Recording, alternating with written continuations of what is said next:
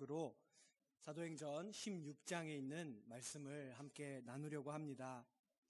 우리의 이 믿음의 여정, 신앙생활 가운데는 하나님께서 도대체 우리를 어디로 부르시는지, 우리를 부르시는 것 같은데 어디로 부르시는지 몰라서 하나님께 끊임없이 물어야 할 때가 있습니다. 오늘 본문에서 바울과 그리고 그 일행은 하나님의 부르심이 어디에 있는지를 알지 못하고 그리고 헤매는 그 시간을 보내고 있습니다. 지난 주일에 우리는 15장의 마지막 부분을 함께 나누었습니다. 바울은 바나바와 심각한 충돌을 했습니다. 바나바는 바울과 따로 그의 일행을 꾸려서 구브로 섬을 향하여 갔습니다.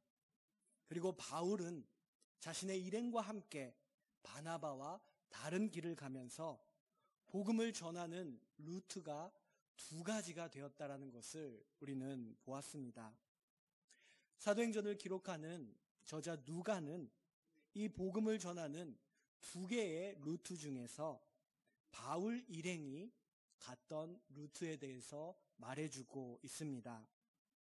바울 일행은 그 신라라는 동역자를 함께 하게 하였고, 그리고 시리아 안디옥 주변을, 그리고 조금 더 간 길리기아, 바울의 고향인 길리기아 주 주변에서 복음을 전하고 그곳에 있는 교회들을 더 견고하게 하였다라는 말씀이 15장 마지막 부분에 나와 있었습니다.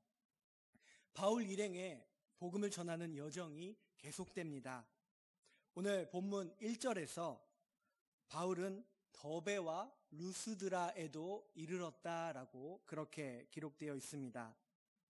시리아 지역 그리고 길리기아 지역을 지나서 더베와 루스드라로 가기 위해서는 루가오니아라고 하는 지역에 들어가야 합니다.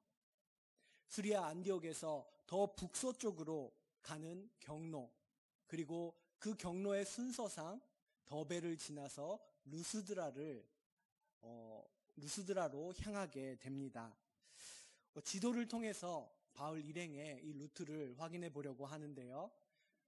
앞에 제일 오른쪽 동쪽 끝에 있는 파란색 부분이 시리아의 안디옥입니다.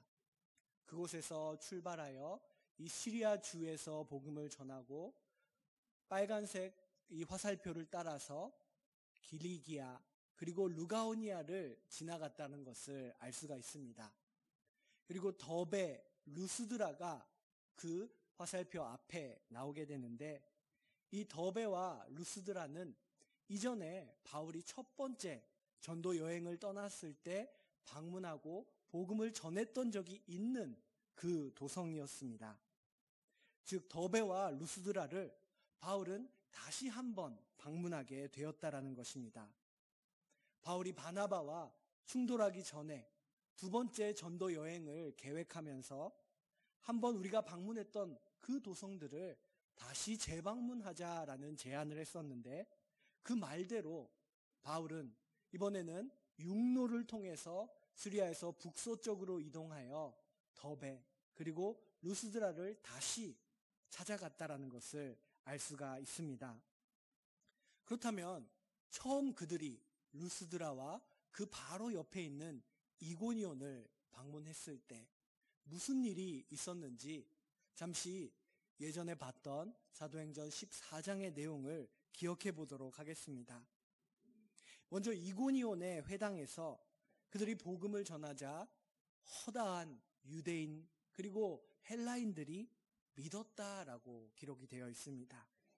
또한 그런 상황 속에서 어떤 유대인들은 그들을 믿지 않고 반대하며 선동을 하게 되고, 이 도성에서 무리들이 둘로 바울과 바나바를 따르는 사람들과 그들을 반대하고 대적하는 그룹으로 나누어지게 되었다, 이분화되게 되었다라는 내용이 나와 있습니다. 그리고 이고니온에서의 핍박을 피해 루스드라로 가게 됐고, 루스드라에서도 복음이 전해지고 표적이 일어났는데 더 핍박도 심해져서 이 루스드라에서 바울은 돌에 맞아 거의 죽게 되는, 그래서 성 밖으로 던져지는 그런 사건이 일어났던 곳입니다. 그런 루스드라를 지금 바울과 그의 일행은 또 다시 방문했다라는 것입니다. 그런데 그 루스드라를 재방문했을 때에 그곳에서 한 사람과 만나게 되었다라는 것을 오늘의 본문은 말하고 있습니다. 디모데라고 하는 제자를 만났고, 그리고 바울은 그를 만났을 때에 복음을 전하는 이 여정에 참여하게, 그와 동역하고 싶다라는 생각을 갖게 되었습니다.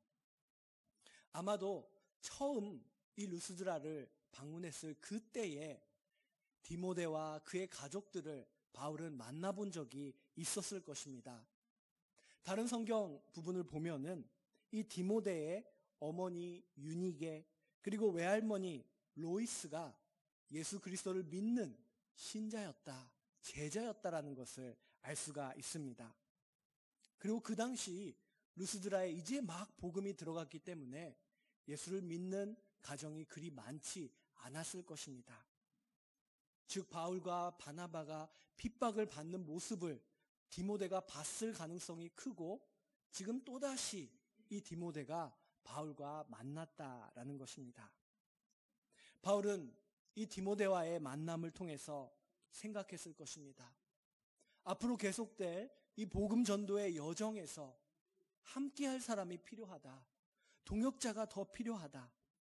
그런데 그 동역자는 예전에 마가 요한 때와 같이 중간에 포기하고 가는 자가 아니라 전적으로 마음을 나눌 수 있고 신뢰할 수 있는 그런 사람이어야 되는데, 이 디모데를 만났을 때 바울에게는 그런 확신이 있었던 것 같습니다. 만약 이 디모데와의 만남이 처음이 아니었다면 바울은 디모데를 봤을 때에 하나님께서 주신 첫 인상, 느낌, 그리고 느껴지는 그 감정을 다시 한번 점검하고 돌아봤을 것이고, 또다시 루스드라를 방문하여 디모데를 만났을 때에 이 계속 주시는 마음을 통하여 디모데를 향한 그의 마음을 확신으로 바꾸어 갔을 것으로 생각이 됩니다. 누가는 사도행전에서는 처음으로 등장하는 이 디모데에 대해서 중요한 정보를 주고 있습니다. 먼저 본문에 있듯이 그는 예수 그리스도를 믿는 제자였다, 믿음을 갖고 있었다는 것을 말하고 있고, 또한 그의 어머니는 유대인 제자였고 아버지는 헬라인이었다. 제자라고는 기록되어 있지 않는 것으로 보아 믿음을 갖고 있지는 않았던 것 같습니다. 그리고 디모데는 루스드라와 바로 옆 성읍인 이 이고니온에서도 형제들의 칭찬을 받는 사람이었다라고 기록되어 있습니다. 누가가 칭찬을 받는 사람이다라는 이러한 표현을 쓴 것은 이번이 처음이 아닙니다. 예루살렘 교회에서 구제의 사역과 그리고 접대의 사역을 맡을 7명의 봉사자를 선출할 때에 그 기준 중에 하나가 이 칭찬을 받는 자, 형제들에게 칭찬을 받는 자였다라고 말하고 있고, 또한 베드로가 고넬료와 만나게 되어 처음으로 이방인이 세례를 받고 구원을 받는 그 사건이 일어났는데, 그 고넬료를 묘사할 때도 형제들에게 칭찬을 받는 자였다라고 이미 누가는 말했습니다.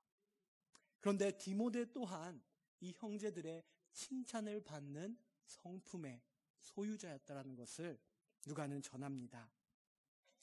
오늘 본문이 다루고 있는 이 시기로부터 몇 년 후에 바울이 직접 쓴 이 개인적인 편지 빌립보서의 내용을 보면은 그가 디모데와 어떤 동역 관계를 맺고 있었는지를 알 수가 있습니다. 지난 주일에도 우리가 봤는데요. 빌립보서 2장 20절과 22절의 말씀을 보면은 바울은 디모데에 대해서 이렇게 글을 씁니다. 디모데는 뜻을 같이하여 너희 사정을 진실하게 생각할 자다. 그리고 그런 자는 디모데밖에 없음이라. 또한 22절을 보면은 디모데의 연단을 너희가 아나니 자식이 아버지에게 함께함 같이 나와 함께 복음을 위하여 수고하였느니라. 그들은 참된 혈육은 아니었지만 그러나 아버지와 아들과 같은 관계로 그 연단을 바울이 알고 형제들이 알고 그리고 그가 함께 복음을 위하여 수고하는 사람이었다라는 것을 바울은 쓰고 있습니다. 즉 바울이 디모데와 함께 그를 합류시켜서 복음을 전할 때 디모데는 그에게 훌륭한 아주 든든한 동역자가 되었다라는 것을 알 수가 있습니다. 그런데 디모데를 데려가려고 할 때 한 가지 문제가 있었습니다. 그것은 바로 할례에 관한 문제였습니다. 오늘 본문 3절 말씀을 보니 바울이 디모데를 데리고 떠나고자 할새 그 지역에 있는 유대인들로 말미암아 그를 데려다가 할례를 행하니, 바울 자신이 직접 디모데를 데려다가 할례를 행했다라고 말합니다.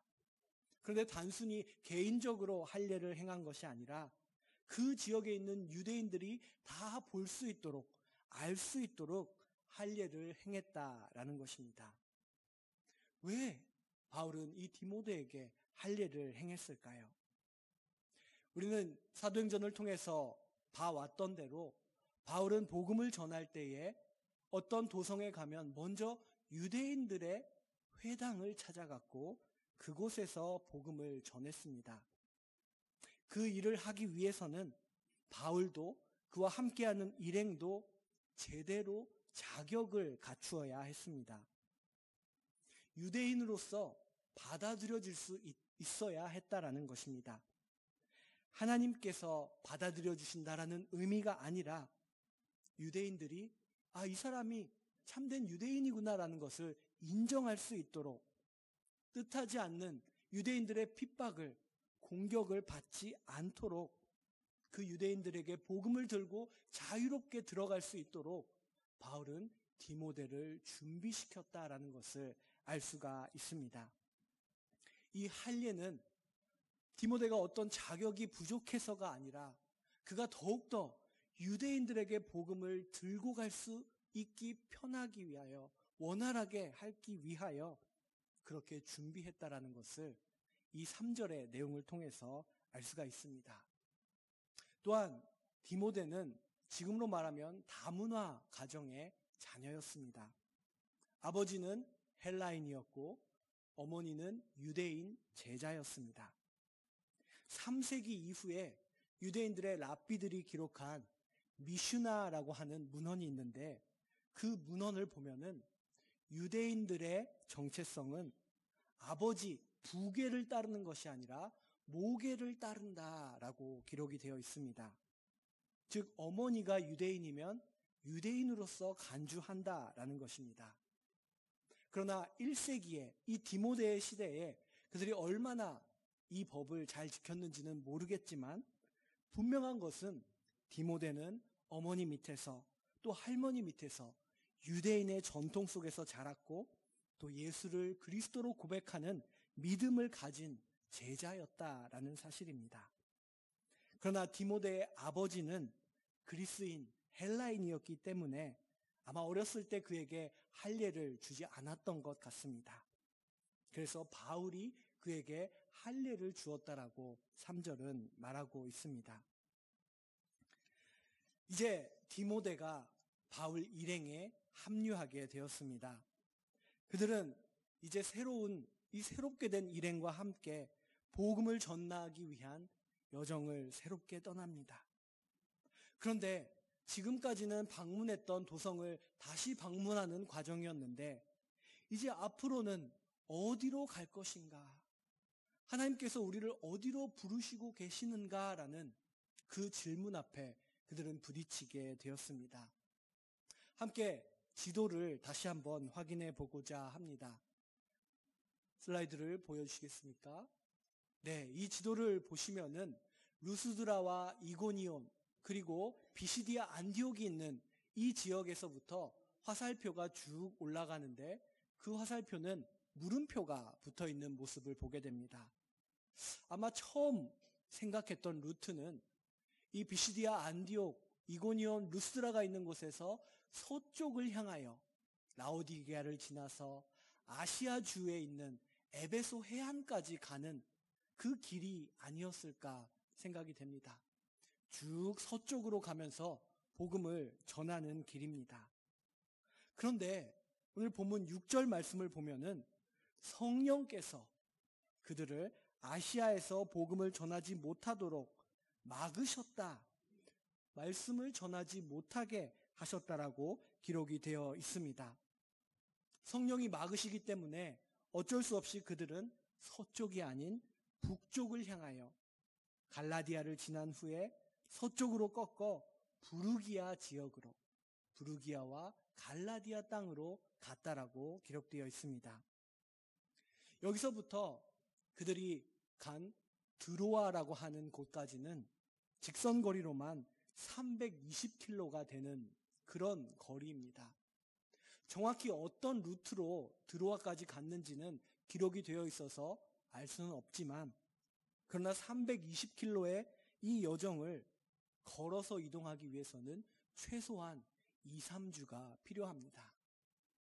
성령이 아시아는 가지 못하게 하셨는데 그렇다고 어디로 가라고 말해주시지는 않았습니다. 과연 이 복음을 들고 우리는 어디로 가야 할 것인가?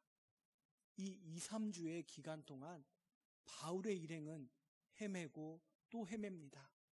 이곳인가 저곳인가 기도하면서 서로 의논하면서 우리는 어디로 가야 하는가, 시련과도 같은 그 시간을 보냈다라는 것을 오늘 본문은 우리들에게 말해주고 있습니다. 바울과 실라는 이 시간을 보내면서 서로의 마음을 맞추어 갔을 것입니다.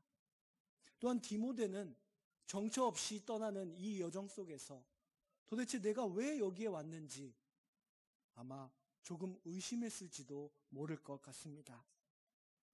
우리가 다음에 어디로 가야 할지 목적지를 알고 있을 때에는 기쁜 마음으로 또 의욕을 갖고 나갈 수 있습니다. 신앙생활도 그렇습니다. 하나님께서 우리를 이곳으로 인도하시는구나, 기쁘게 갈 수 있을 것입니다. 그러나 앞이 보이지 않을 때, 하나님이 우리를 어디로 인도하시는지 모를 때 그 시간은 너무나도 길게 느껴질 것입니다. 방황하는 이스라엘과 같이 지금 바울의 일행이 복음을 들고 여행을 떠나고 있는데 헤매고 또 헤매이는 것입니다. 그러다가 7절을 보면은 그들은 비두니아로 가자, 비두니아가 맞는 것 같다. 바울과 실라, 너무나 훌륭한 영적인 능력의 소유자들입니다. 기도하면서 하나님의 말씀을 구하면서 비두니아라는 방향을 정했습니다. 그런데 예수의 영이 허락하지 아니하셨다라고 7절에는 기록되어 있습니다. 그들은 애썼습니다. 복음을 전하기 위해서 열심히 노력하고 어느 곳에 가야 할지를 물었습니다. 그래서 비두니아라는 결론을 내렸는데 그 길마저도 예수의 영이, 성령이 막으셨다라는 것입니다. 점점 갈 방향이 없어 좁혀졌습니다. 결국 그들은 드로아라고 하는 해변으로 가게 됩니다. 우리는 왜 드로아에 왔을까?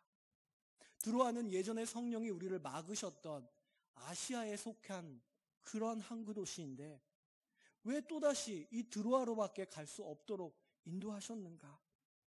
바울과 그의 일행은 너무나 혼란스러웠을 것입니다. 믿음의 여정 중에는 이런 혼란의 시기, 어디로 가야 할지 몰라서 계속해서 하나님께 물어야 하는 그런 시기가 있다라는 것입니다. 그들은 바울의 출신지 그리고 디모데의 출신지인 이 지금의 터키 지역 안에서 복음을 전해야 한다는 생각 속에 갇혀 있었던 것 같습니다. 그런데 그들이 이 드로아라고 하는 성읍에 도착했을 때 지친 몸으로 도착한 그날 밤에 하나님께서 바울에게 환상을 보여주셨습니다. 9절에 그 환상이 나옵니다. 밤에 환상이 바울에게 보이니 마게도냐 사람 하나가 서서 그에게 청하여 이르되 마게도냐로 건너와서 우리를 도우라 하거늘. 몇 주간 정처 없이 이동하면서 걷고 기다리고 궁금해하며 기도했습니다. 이 시간이 도대체 무슨 시간인지 이해하지 못했을 것입니다. 그런데 그 시간이 지나고 나자 마치 그 모든 시간의 결과인 것처럼 이 드로아에서 하나님께서는 환상을 보여주셨습니다. 너희들이 지금 있는 이 터키 지역에서 복음을 전하는 것이 아니라 바다를 건너서 에게해를 건너서 마게도니아로 행하라. 즉 그리스 지역으로 너희들이 가라 하는, 바울을 부르는 마게도니아 사람이 나타나는 환상이었습니다. 지도를 보시면 드로아에서 화살표가 마게도니아를 향하는 모습을 보게 됩니다. 10절을 보면 바울이 그 환상을 보았을 때에 바울이 본 환상이었지만 우리가 라고 기록되어 있었습니다. 바울이 본 환상은 바울 일행 모두에게 주어진 하나님의 말씀이었습니다. 우리가 곧 마게도냐로 떠나기를 힘쓰니, 그리고 그들은 이제는 헤매지 않고 마게도냐로 향하기를 결정을 내립니다. 어떻게 더 이상 헤매지 않고 결정을 내릴 수 있었을까요? 10절의 후반을 보면은 나와 있습니다. 이는 하나님이 저 사람들에게, 즉 마게도니아 그리고 그리스 지역에 있는 많은 사람들에게 복음을 전하라고 우리를 부르신 줄을 인정함이로라. 우리 부르심이 이곳을 향하고 있다라는 것을 일본어 신공동을 보니 확신하였다. 그들이 이것이 분명하다라는 것을 깨달았다라고 이 환상을 통해 그들이 얻은 확신, 인정함에 대해서 기록이 되어 있습니다. 여기서부터 몇 구절 가운데 이 사도행전은 우리라는 주어를 사용하게 됩니다. 성경을 연구하는 학자들은 여기서 이 사도행전의 저자 누가가 합류한 것이 아닐까라고도 추측하고, 또한 누가에게 여기서부터 새롭게 바울 일행에 합류한 누군가가 그 여정의 기록 일지를 누가에게 전해준 것이 아닐까. 그래서 여기서부터는 우리라는 이 주어를 쓰고 있지 않는가 추측을 합니다. 정확한 것은 알 수 없지만 그러나 중요한 것은 여기서부터 더욱 생생하게 우리라는 주어를 통해서 그 여정을 기록해 나아간다라는 것입니다. 오늘 16장에 들어와서 우리는 바울의, 그리고 바울 일행이 갖고 있는 헤매는 모습, 갈등의 모습을 보게 됩니다. 특별히 바울은 바나바와 충돌하고 갈라섰습니다. 그 이후로 바울은 계속해서 하나님 이게 맞나요? 하나님 이게 하나님이 원하시는 일인가요? 라고 끊임없이 갈등하며 자문했을 것입니다. 그런 자문에 대한 그의 답을 얻었다라는 것을 오늘 10절에서 알 수가 있습니다. 우리를 부르신 줄로 인정함이로라. 확신하게 되었다. 반대로 말하면 이 10절에 이르기까지 바울도 실라도 디모데도 아무도 확신할 수 없었다, 헤맸다라는 것입니다. 그러나 그 시기를, 그 시간을 겪고 난 후에 하나님은 그들에게 말씀하시고 그리고 그들을 환상으로 마게도니아로 인도하셨다라는 것입니다. 오늘 본문은 우리들에게 바울과 그 일행을, 그들이 부르심의 방향을 찾아가는 아주 소중한 그 광야와 같은 시간을 보냈다라는 것을 말해주고 있습니다. 그러나 그 시간을 보낼 때에 하나님은 결코 바울을, 그 일행을 내버려 두지 않으셨습니다. 바울에게 디모데와 만나게 해주셨고, 그리고 일이 잘 안 풀리는, 가는 곳마다 막히는 상황 속에서도 그들과 함께 하셨고, 이를 막으시면서 오히려 갈 길을 제시해 주셨습니다. 그리고 끝내 그에게 환상을 통하여 말씀하시고 그들이 갇혀있던 고정관념, 터키의 땅에서 벗어나 그리스 지역 마게도니아로 향하는 전혀 뜻하지 못했던 새로운 길을 열어주셨습니다. 하나님은 우리가 헤맬 때, 우리가 도대체 어디를 향해야 할지 모르는 그 망설임의 시간을 보내고 하나님께 물어야 하는 그 시간을 보낼 때에도 우리와 함께 하십니다. 그리고 그 시간에도 계속해서 우리에게 말씀하신다는 것.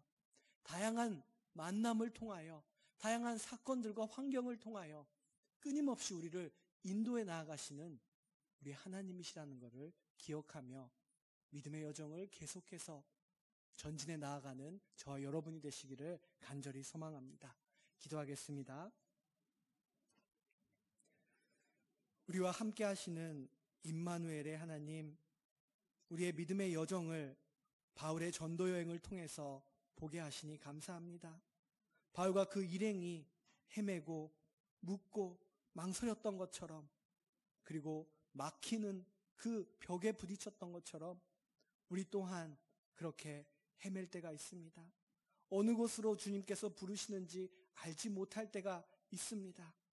주여, 그러나 그럴 때에도 끊임없이 주님은 우리와 함께 하시고 말씀하신다는 것, 그리고 우리를 바른 길로 인도하시는 그 하나님이시라는 것을 기억하고 신뢰하며 나아갈 수 있도록 인도하여 주시옵소서.